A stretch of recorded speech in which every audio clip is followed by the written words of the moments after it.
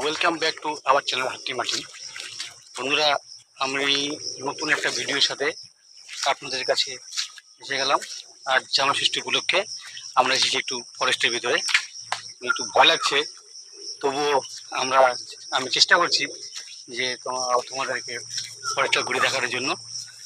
তা দেখতে থাকুন প্রকৃতির, বৃষ্টির পর যে প্রকৃতির দৃশ্য সেটা তোমাদেরকে এখন দেখাচ্ছি। জঙ্গলের ভিতরে এখানে কোনো মানুষজন নেই, খালি জঙ্গল, পশু পাখি, পোকামাকড় আর আমি সাথে আপনারা।